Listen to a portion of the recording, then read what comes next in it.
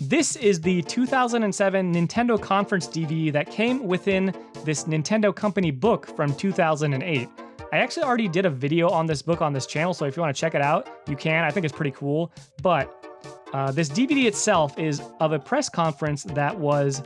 presented in Japan on October 10th, 2007, as you can see here, presented by Satoru Iwata. And from my understanding, this conference was actually a behind closed doors event, which means that it wasn't really widely streamed or available to the public to view. I was able to find one stream on the Japanese live stream website Nico Nico, and also one upload on YouTube. But you can only find that upload by searching for it in Japanese, and it's only in Japanese. There's no subtitles. It's lower quality, and it's a different feed than this DVD itself. So I thought it'd be cool to rip this DVD, upload it online, because I think it's part of gaming history, and I think it's really cool. It's not like a big bombastic E3 press conference, but there's some cool information in here, and it's really something that's not widely available. And like I said, I thought I would upload it for you guys to enjoy and watch, and I found it very interesting. So I do have to mention, there was a couple things that were taken out of this conference in this specific DVD. There was an announcement for a couple Pokemon-related things on WiiWare and the DS, I believe. And there also was an announcement of Final Fantasy Crystal Chronicles My Life as a King for the WiiWare service. And the big one was Monster Hunter Tri. That was a huge deal back in the day. I think the reason those were taken out was because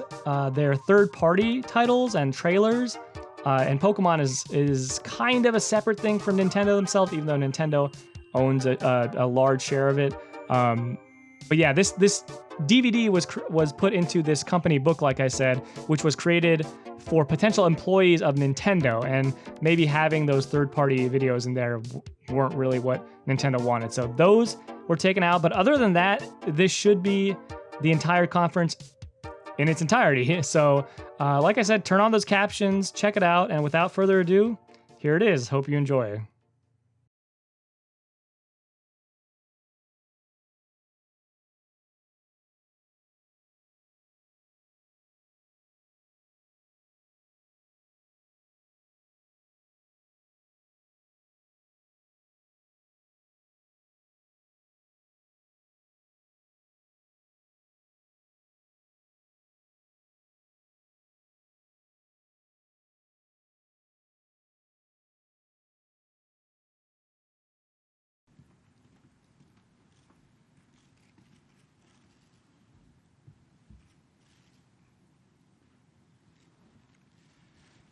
本日はお忙しい中、多数の皆様に任天堂カンファレンスにお越しいただき、本当にありがとうございます。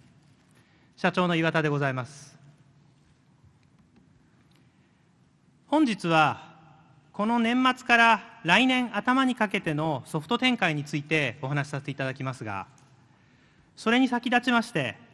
過去3年間の間に起こった市場の大きな変化についてお話したいと思います。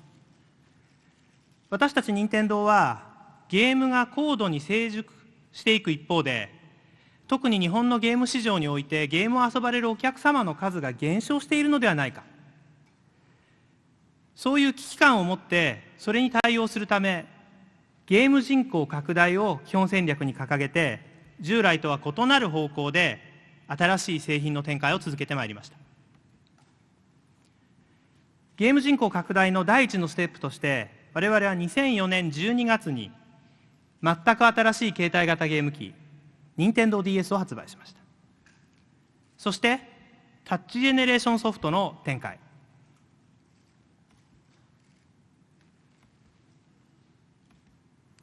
そして、任天堂 Wi-Fi コネクションを生かしたソフトの展開を図り、2006年3月には任天堂 DS ライトを発売しました。これは業界団体のセサの統計による各歴年の日本のゲーム市場規模の推移ですが、長い間成長が見られなかった日本のゲームソフト市場は、DS に数多くのヒットが生まれたことで、2006年にほぼ10年ぶりに大きく成長しました。欧米では日本の市場よりも DS による市場の変化は少し遅く現れましたが、このように海外でもかつてはゲームのお客様としては考えられなかったような幅広いお客様が DS を楽しんでいただけるようになってきています。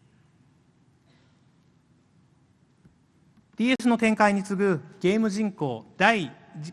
拡大第2のステップとして、我々は2006年12月に全く新しい据え置き型ゲーム機 Wii を発売しました。ゲーム人口拡大による市場拡大は今年に入っても継続的に続いています。これはメディアクリエイトさんのデータを使って2006年と2007年のそれぞれ1月から9月までの同時期の売上高を比較したものです。全体として日本のゲーム市場規模は今年も約 25% 拡大しております。今年は Wii や PS3 などの新しいハードの発売によって据え置き型のハードの売上が昨年の約5倍になっております。そして市場の拡大はこのハードの拡大によって支えられております。しかし新しい据え置き型マシンはまだ普及台数が少なく、 PS2 ソフトの減少分をカバーするには至っておりません。携帯型についてはハードソフトともに前年以上で推移しています。また任天堂プラットフォーム関連のハードソフトの合計した売上高は昨年の同時期に比べて 49% 伸び、ゲーム市場全体の中に占める任天堂プラットフォームの割合は 54% から 64% に上昇しています。ソフト市場だけに注目しますと、安価なソフトが多く金額ベースでは低めに出やすい携帯型のソフトの中で DS の占める割合というのはさらに大きくなる、市場の約半分にまで到達しています。また Wii の登場で据え置き型ゲーム機の市場シェアも大きく変わりつつあります。これは今年に入ってからのソフトのヒットチャートですが、ピンク色で示される普及台数の多い DS 用ソフトが中心となっている一方、水色で示される Wii のソフトが10位までに3タイトル、30位までに5タイトル入ってきております。ちなみに DS はプラットフォームとして活況を呈しましたが、任天堂プラットフォームは任天堂製のソフトばかりが売れるというご批判があるのも事実でございます。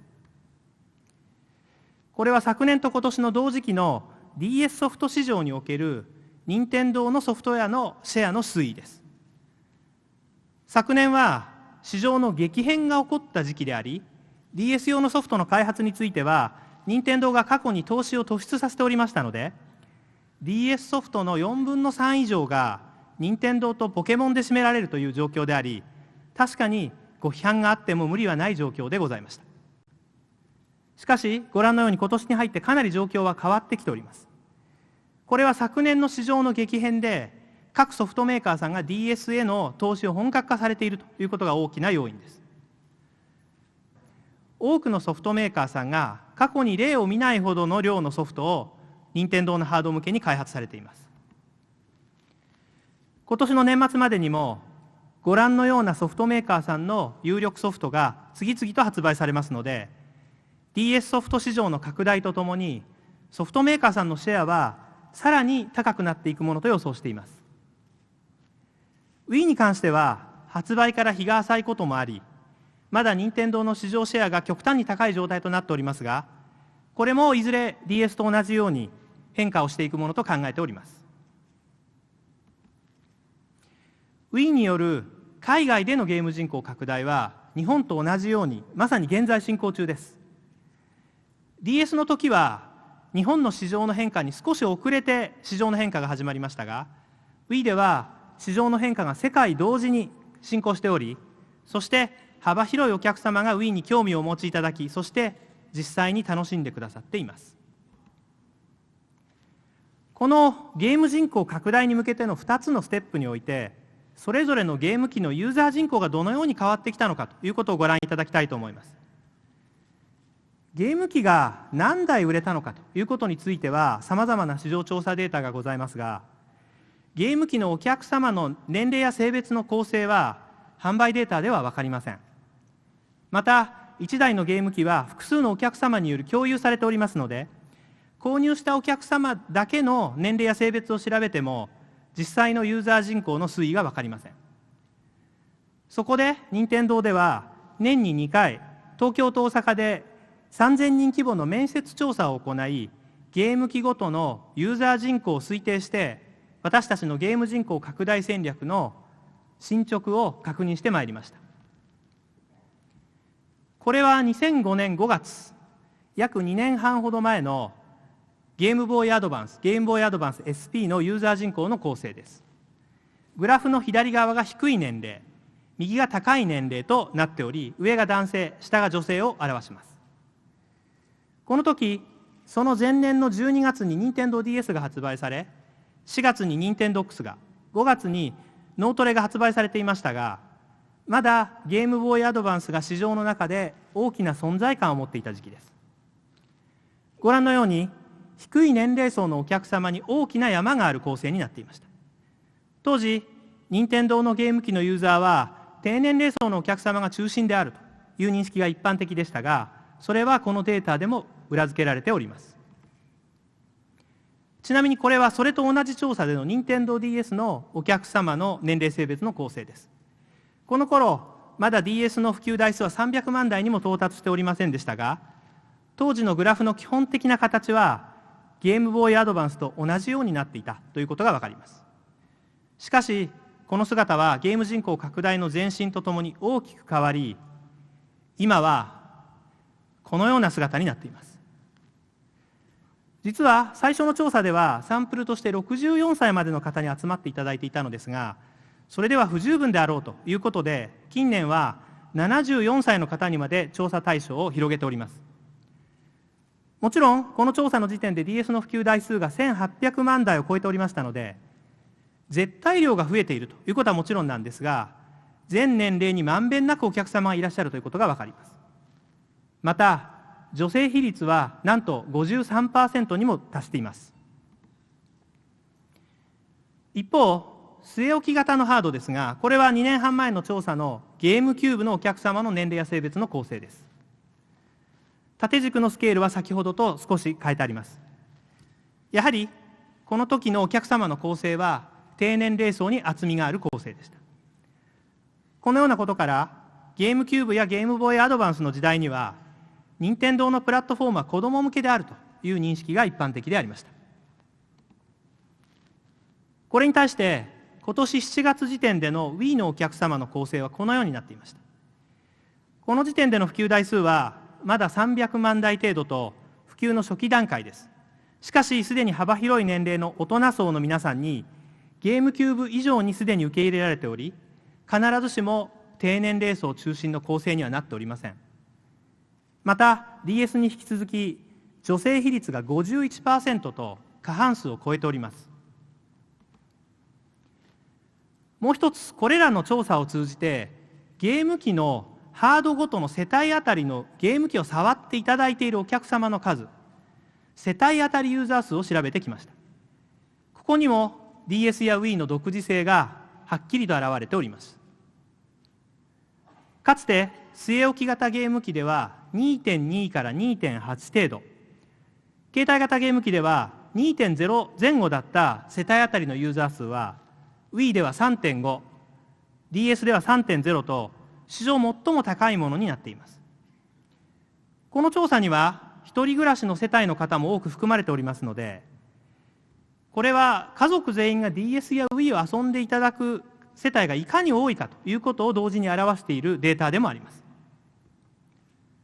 そしてこれはお客様の中の女性比率が高いことと大きな相関があります。任天堂のプラットフォームが幅広い年齢層のお客様の女性のお客様のご支持をいただいたことは、ゲーム人口を拡大し、市場の活性化をもたらした非常に大きな力になっています。これは各プラットフォームの発売以来の販売推移を表したものですが、ご覧のように DS は2年目から過去に普及したプラットフォームの年末商戦期並みのペースで、ほとんど季節性の感じられない史上最速の圧倒的な普及ペースで販売が続いてきました。この要因をユーザー人口という観点から捉えますと、お客様が低年齢層中心から幅広い年齢の方に年齢構成が変わったことで、DS を買いたいと考えていただいたお客様が家族の誰かに頼んで、年末年始であるとか春夏の休みの時期など、いわゆる小選期に買ってもらうプレゼント需要中心だったものが、欲しいと思った大人のお客様が自分のために買うという需要に変わったこと、そして世帯あたりのユーザー数が増え、家庭の中でも多くの方が自分に関係のあるものと捉えてくださる。別の言い方をすれば、ゲーム機を購入する際に家庭の中で反対する人が少なくなるという2つのことがこの変化をもたらしたのではないかと考えています。しかしお客様はどんな商品にもいずれ飽きてしまいます。業界の中にもこれは一過性の現象じゃないのかという意見をお持ちの方もおられるでしょうし、私たち自身もこのままのアプローチを漫然と続けるだけでゲーム人口拡大がさらに進み、年間を通じていつでも小選期であるかのような状態が継続できるとは考えておりません。この取り組みを一過性の現象に終わらせないために、私たちはゲーム人口拡大第3のステップに踏み出します。そのテーマは継続的なゲーム人口の拡大です。昨年お話ししました通り、私たちは Wii を開発するにあたって3つの開発コンセプトを設定しましたが、家族とゲーム機の関係を変えることについては、家庭内ユーザーの数が増えているということで、一定の成果を上げていると考えています。また、テレビとゲーム機の関係を変えることについては、先ほどお話しした調査の中で、Wii のリビングルームへの設置率が 83% に達していることなどで、一定の手応えを得ております。問題は、最後のインターネットとテレビの関係についてです。ネット接続率が世界全体で4割程度で推移しているとはいえ、まだ半分以上のお客様はインターネットには接続されておりません。Wii はインターネットに接続していただくことで、より多彩な楽しみ方ができるようになっており、私たちの調査でも、インターネットに接続されているお客様の方がより満足度が高いということが分かっておりますので、接続率向上のための取り組みは、さらに強化しなければならないと考えています。日本の家庭へのブロードバンド世帯普及率はすでに 50.9% に達しています。また、先ほどお話した通り、Wii は 83% の方が家庭内でリビングに置いていただいています。しかし、日本でのネットの普及率はブロードバンドの普及率よりも低く、まだ不十分であると言わざるを得ません。そして、ネットへの接続意向をお持ちでも、つないでいない方が多くおられるということも分かっているのですが、その理由は、ネットに接続するという技術的または心理的な障壁が高く、簡単には乗り越えられないということ、そしてそれを克服するためのソフトの提案が十分ではないことの2つがあると考えています。Wii へのネット接続を推進するためには、さまざまな対応ソフト群の準備はもちろんですが、それだけではなく、ネット接続環境を整備して、お客様の心理的、技術的な障壁を乗り越えるお手伝いをしていく必要があるというふうに私たちは考えています。この度、日本国内では NTT 東日本様、NTT 西日本様、両社との協業によって、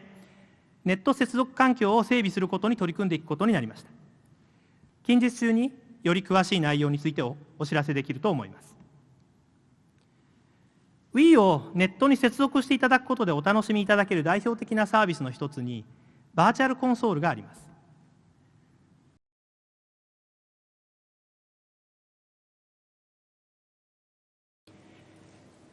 Wii においてソフトビジネスの中心となるのは、もちろん店頭で購入するパッケージソフトなのですが、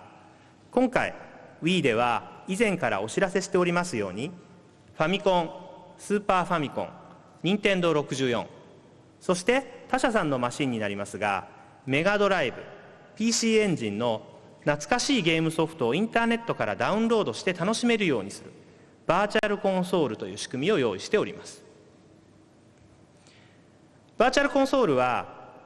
コンパクトなソフトウェアを電子的にダウンロード販売する仕組みです。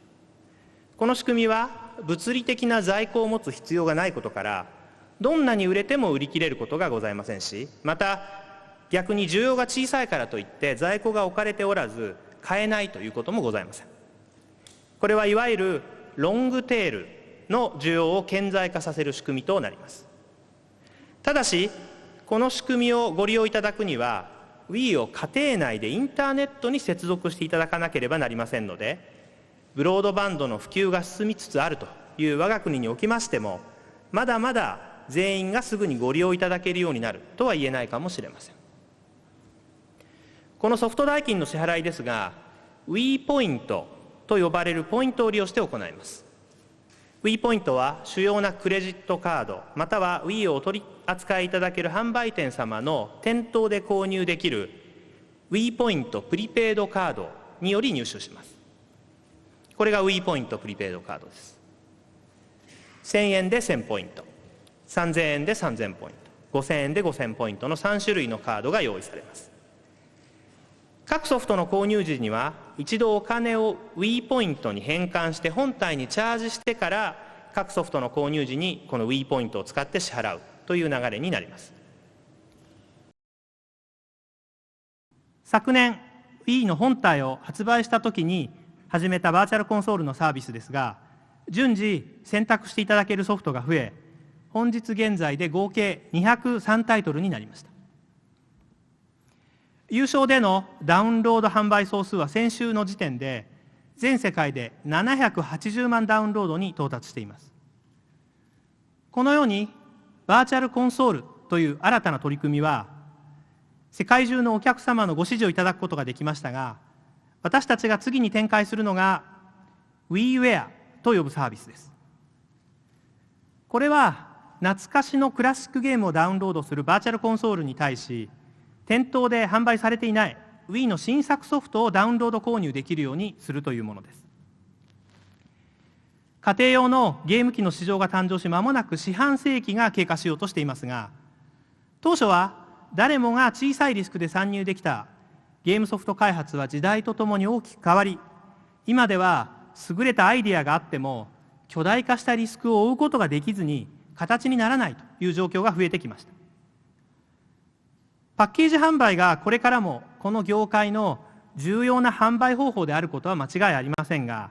その一方でその価格付けの弾力性には限界があり、そのためゲームボリュームの弾力性を十分に持つこともできません。本来はゲームボリュームだけがソフトの価値ではないはずなんですが、お金を出して購入されるお客様の立場で考えますと、パッケージソフトなりのボリュームを自然と求めてしまうということもまた事実です。このような環境では、テトリスのようなシンプルで多くのお客様に愛されるソフトが新たに世に出るチャンスがほとんどなくなってしまいます。WiiWare はパッケージソフトを補う新たな販売方法の確立が必要であるという考えで準備を進めてきたものです。WiiWare はメーカーの規模にかかわらず、アイデアを優先させたバラエティあふれるゲーム開発の機会を作り出すとともに、ソフト内容に応じて柔軟な価格付けを可能にすることで、ソフトをお求めやすい価格でお客様に提供するための新しい試みです。在庫の制約がなく、在庫切れによる機械損失もありません。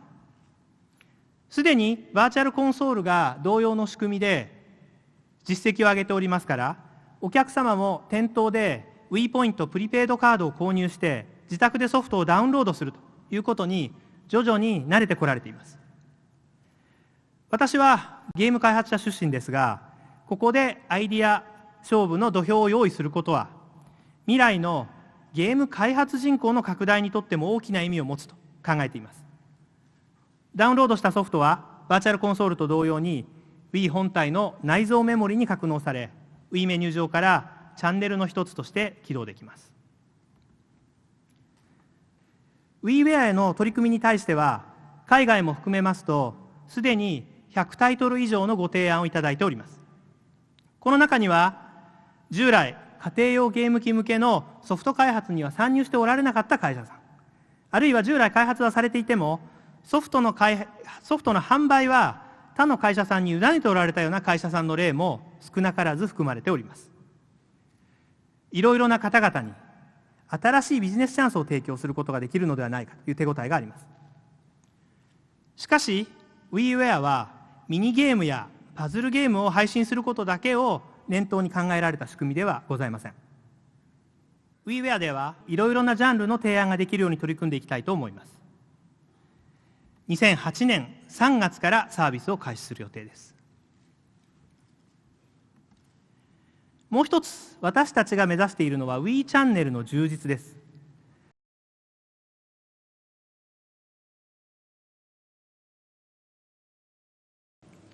さて、先にバーチャルコンソールの件をお話しいたしましたが、もちろん私たちは懐かしのクラシックゲームのダウンロード販売をするということだけで Wii におけるゲーム人口拡大が実現できるというふうに考えているわけではありません。私たちは Wii を開発するにあたって3つの開発コンセプトを設定しました。私たちにとっての Wii の開発は単にハードとソフトを作るだけではなくて、これを実現する仕組みを作り出すというチャレンジでした。そのために実現したのが私たちがチャンネルと呼んでいるコンセプトです。これは Wii を家庭のテレビにチャンネルを増やすマシンにしようという考え方です。今回 Wii には 512MB のフラッシュメモリーが内蔵されていますが、このメモリーには容量の許す限りさまざまなソフトを搭載することができます。ちょうど DS にピクトチャットが内蔵ソフトとして搭載されていたように Wii にもいくつかの本体内蔵ソフトを用意いたしました。そして私たちはこの一つ一つのソフトをチャンネルと呼ぶことにしました。 Wii を起動すると横4つ縦3つの1つの画面に12個のチャンネルが表示されるチャンネル一覧画面が表示されます。これは Wii を購入した直後のチャンネル一覧画面です。まだ12個全部のチャンネルは埋まっていません。このチャンネル一覧画面から Wii リモコンでポイントを押してチャンネルを選ぶというのが基本操作となります。ここに用意されているチャンネルですが、ゲームディスクを起動するディスクドライブチャンネル、似顔絵チャンネル、写真チャンネル、そしてバーチャルコンソールの購入に使う Wii ショッピングチャンネル、お天気チャンネル、ニュースチャンネルがあります。最初にご紹介するのは Mii コンテストチャンネルです。これは Wii の持つ似顔絵機能である Mii の遊びをさらに充実させるためのチャンネルです。投稿広場はいろいろな人が投稿したMiiが集まる場所で Miiを他の Wii ユーザーに公開するための広場です。この広場に似顔絵チャンネルで作った Miiを投稿できるほか、ここに公開された誰かが作った Miiは自由に持ち帰ることができます。またコンテストは用意されたテーマに沿った Mii を募集して入賞者を決めるコンテストです。似顔絵チャンネルで作った Mii を応募するだけでなく、ご覧いただいているように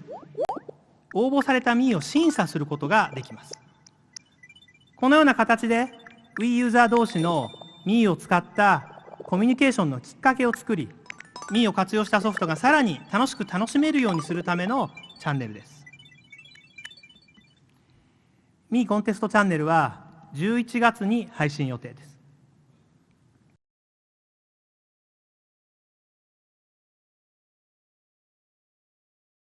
さて、最後に紹介するチャンネルは似顔絵チャンネルです。Wii には家族や友人の似顔絵のようなキャラクターを作る機能があります。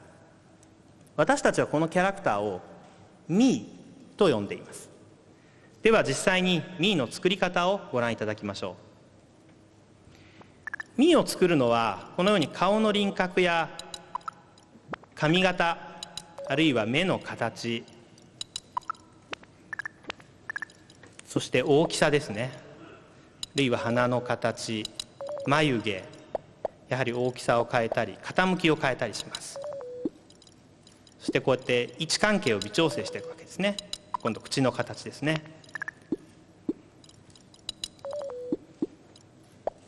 こうやってパーツを選んで大きさや位置の調整、それから傾きの調整をすることで非常に多くのバリエーションが作れます。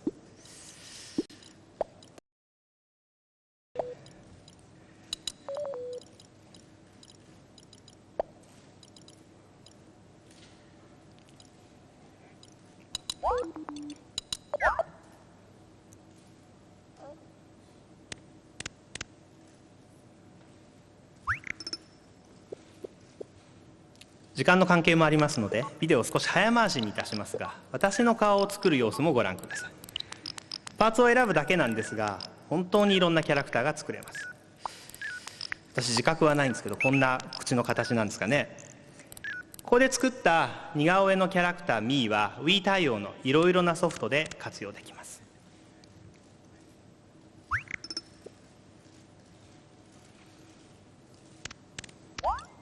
私のキャラクター捨てられちゃいました。たくさんのキャラクターができますので、整列させたりすることもできます。ピクミンと同じだなというふうにお感じになるかもしれませんね。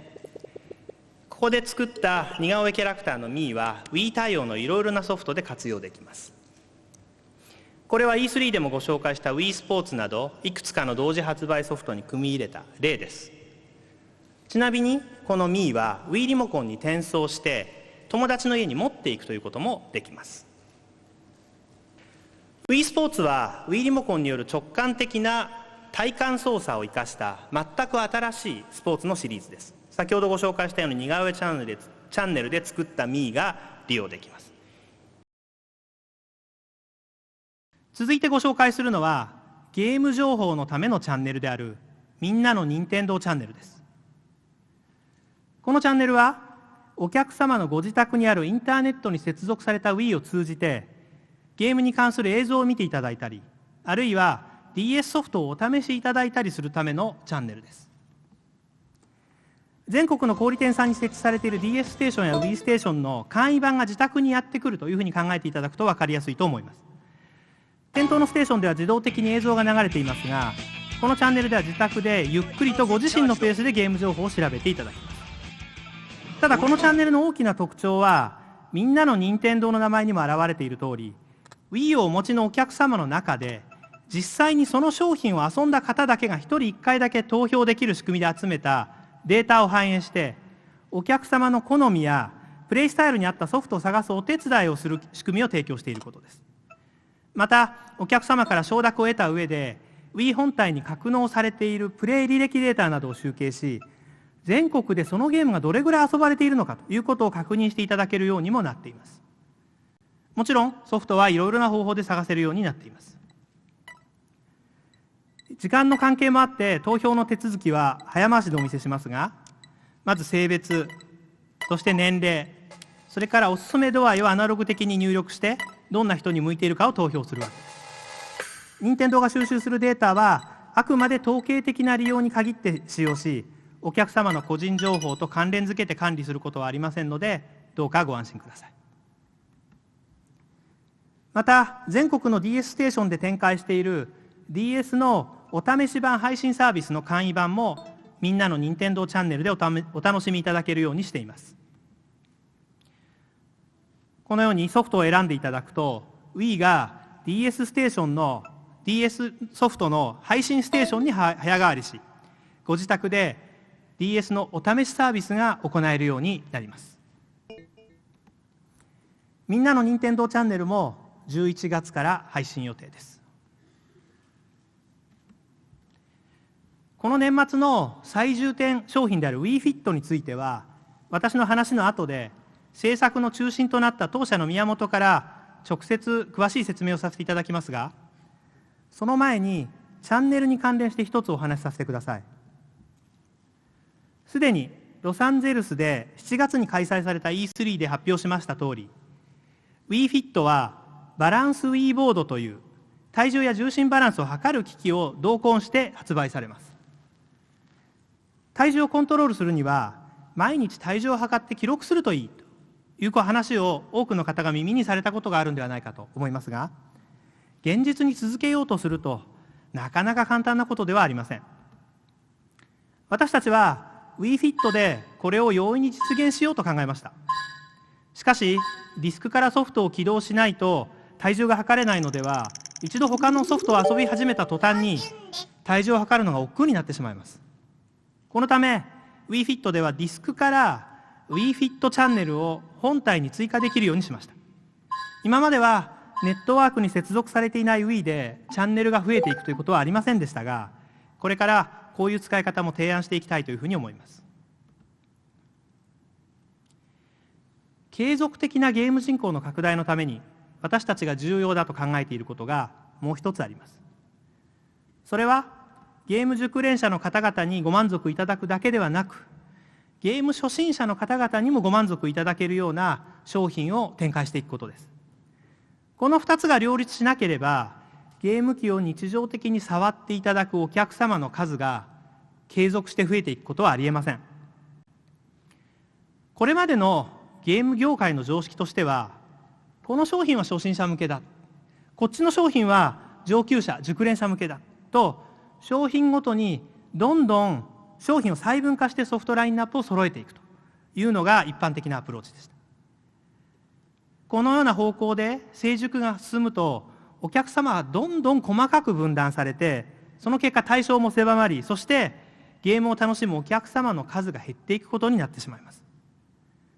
かつてのシューティングゲームや格闘ゲームがどうなったのかということを思い起こしていただくと、すぐにご理解いただけるのではないかと思います。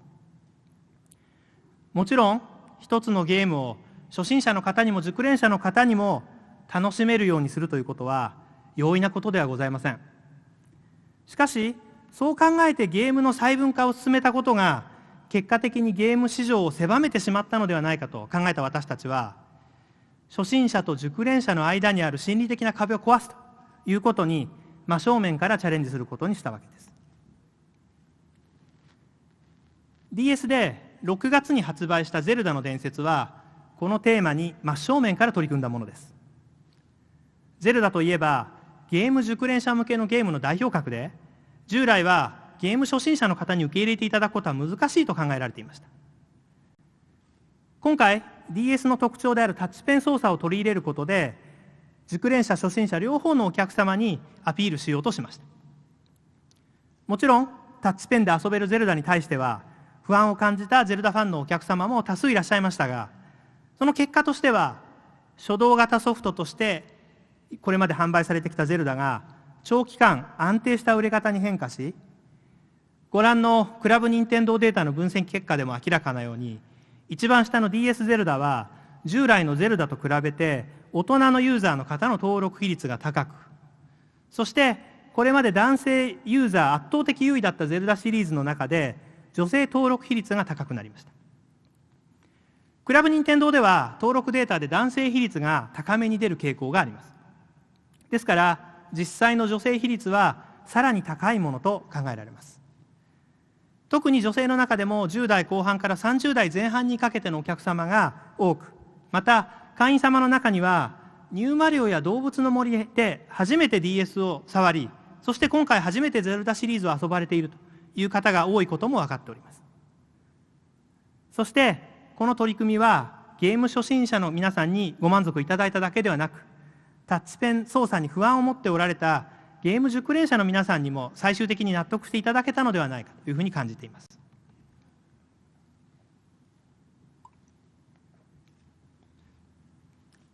スーパーマリオの 3D アクションの本流として、この年末商戦の口火を切るスーパーマリオギャラクシーも初心者と熟練者の間の心理的な壁を壊すということに挑戦する商品です。一般的に 3D アクションは初心者に遊ぶのは無理だというのが業界の常識とされてきましたが、これにチャレンジした意欲作といえます。操作がシンプルで 3D 酔いの少ない誰でも遊べる 3D アクションゲームはマリオチームの長年の課題でした。またマリオの本流アクションですから、常に新しい感覚と表現を追いかけるというのは至極当然のことです。ギャラクシーの開発チームはこの2点の課題に真正面から取り組んできました。結果として初心者でも遊べると同時に熟練者も新鮮に楽しめる仕上がりになったと思います。それでも難しいと感じるアクションゲーム初心者の方々にも参加していただけるように、アシストモードを用意し、アクションゲームの2人同時プレイの新しい姿を提案しています。先ほどご紹介した世帯あたりのユーザー数の多さと、リビングルーム設置率の高さを生かして、一人でも多くの方に触っていただきたいと思います。22年前のファミコンスーパーマリオ時代には、家族みんながコントローラーを奪い合うようにゲームを触るのが当たり前の姿でした。今回、リビングルームで複数の人が参加するアクションマリオの新しい姿が実現されることを期待しています。ちなみに、あまりアピールはしておりませんが、実はボリュームもたっぷりです。物量を求めるゲーム上級者の方々にもご満足いただけると確信しております。スーパーマリオギャラクシーは11月1日に発売予定です。セガさんとのコラボレーションで初めて実現するマリオとソニックの共演となるマリオ&ソニック@北京オリンピックは11月22日に発売予定です。家族で健康をテーマにした WiiFit はバランス Wii ボードを同梱した形で12月1日に希望小売価格税込み8800円で発売いたします。次にマリオカート Wii についてです。今回マリオカート Wii はハンドルによる操作を可能にしています。このようにハンドルに Wii リモコンをはめ込んでいただいて操作します。なぜこのようなハンドル操作を提案するのか。これも初心者と熟練者の間の心理的な壁を壊す取り組みの一つです。ご存知の通り、テレビゲームを日常的にされておられなくても、日常的にハンドルを握っている方は世の中にものすごく多くいらっしゃいます。ハンドル操作は、そういう方々の敷居を低くする直感的な操作であると同時に、熟練のお客様にとっても新鮮な操作感覚を提供します。今回はマリオカート DS で初めて提案された Wi-Fi 通信を使った対戦機能も12人同時対戦可能になるなど、さらに充実します。また、課題であったマッチングのスピードアップにも取り組んでいます。そして、今回のマリオカートでは、二輪車も登場します。多彩な車とコースで、多彩な遊び方で、できるだけ幅広くいろいろな方々にレースを楽しんでいただくということを期待しています。マリオカートは2008年春に発売予定です。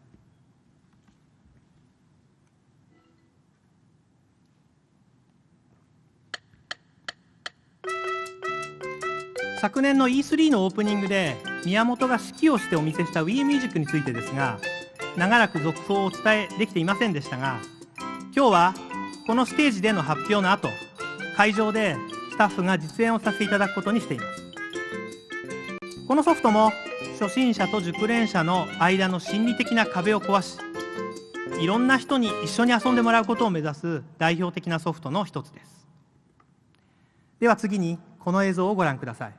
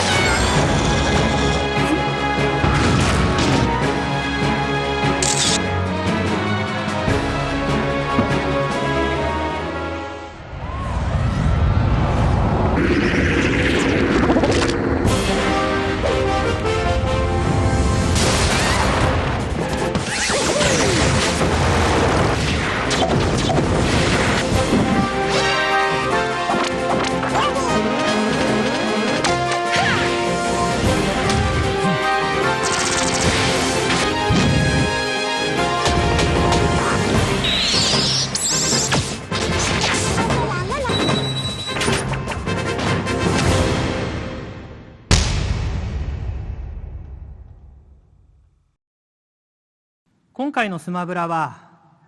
任天堂のゲームの歴史をすべて詰め込んだような内容のソフトです。このようなソフトを制作するめったにない貴重な機会を生かすためにも、そしてそれぞれのキャラクターのファンの皆さんのご期待に応えるためにも、徹底して作り込んできました。ちなみにオンライン機能については対戦ばかりが話題になりがちですが、今回のスマブラのネット接続は対戦だけではなく共有が大きなテーマになるということも申し上げておきたいと思います。また今日のイベントに合わせてもう一本映像を用意しました。ご覧ください。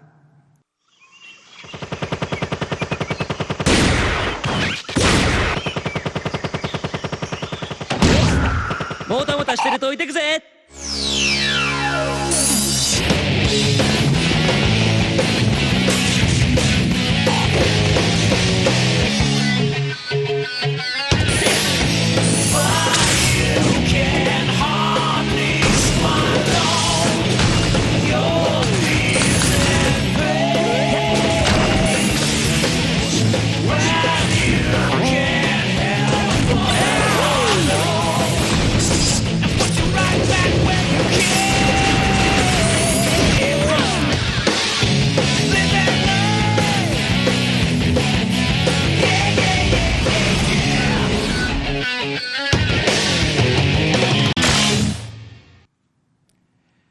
今日は皆さんに一つお詫びをしなければなりません。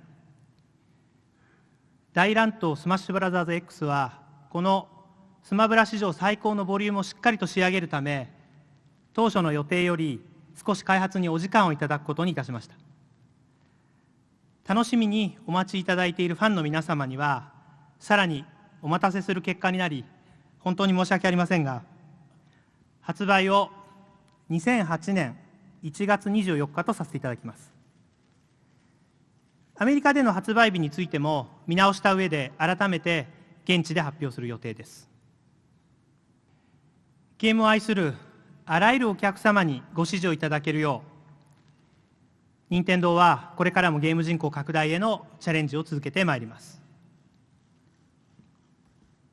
最後に今日のまとめとして、任天堂がこれまで取り組んできたゲーム人口拡大による市場変化のプロセスについてお話しさせてください。既存のゲームマーケットが最初にこのように存在していました。任天堂はまず任天ドックスを提案することでゲームの定義を広げ、そして新たなお客様にアピールをしました。次いで脳トレソフトを2作5月12月と連続で展開し、さらにゲームの定義を広げ、そしてゲームに興味を持ってくださるお客様も増えました。その後、英語、料理など新しいテーマが次々と提案され、ゲームの定義はさらに広がり、そしてゲームに興味を持ってくださるお客様もさらに増えました。このように拡大され、また非常に活性化された市場に、動物の森、ニュースーパーマリオという400万本を超える大ヒット商品が生まれました。しかもその売れ方は過去に例を見ないほど長期に継続した売れ方でした。それは次々と新しいお客様がゲームを始め、そのお客様の最初の1本目2本目のソフトとしてこれらのソフトが選ばれたということです。ゲームが短期間に400万本級のソフトを連発するというようなことなど通常では起こり得ません。その普通でありえないことが起こったのはなぜなのか。それは紛れもなくこのような形で市場が変化し、次々と新しい需要が作り出されていったからではないかと私たちは考えています。そして任天堂は今年 WiiFit で新たな定義の拡大、そしてユーザー拡大にチャレンジいたします。本日はご清聴どうもありがとうございました。